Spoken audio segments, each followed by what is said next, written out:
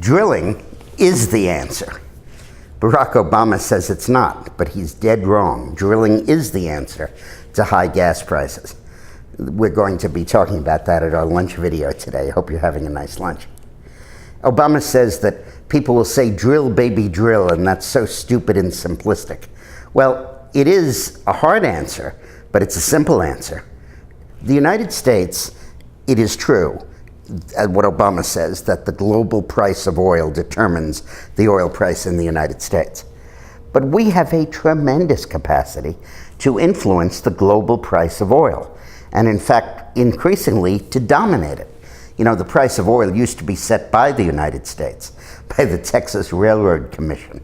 They were the old OPEC back in the 40s, 50s, and 60s, because we had such a dominant share of the world's oil production. Then our oil production fell to about 5 million barrels a day. It used to be 10 million.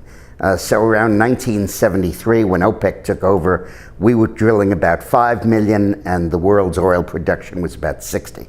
We were a really very small share. Now the world's oil production is up to 86 million, but our share, particularly when you combine us with Canada, is now over 8 million. And in the next 3 years is going to rise to 11 million.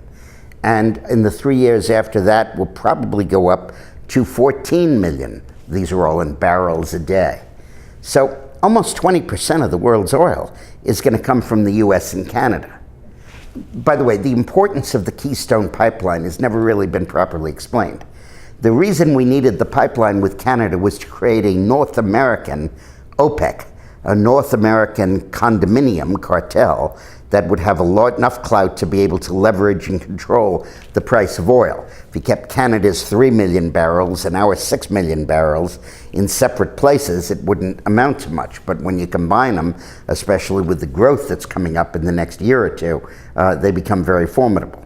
So the United States has the capacity to control the world's price of oil.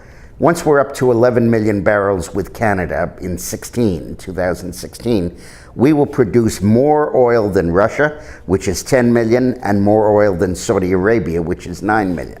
We combined will be the #1 oil producer.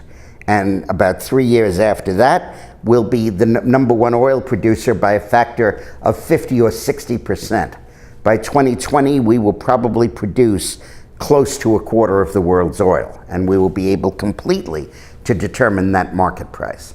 So when Obama says that we need a whole panoply of different things and so on, and drilling is only a very small part of the answer, he's just wrong.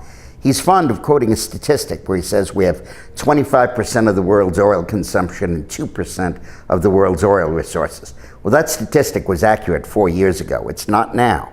Because of technological developments, largely frack drilling and offshore drilling, pioneered by the Bush administration, we now have over a quarter of the world's oil reserves and have the capacity to dominate it.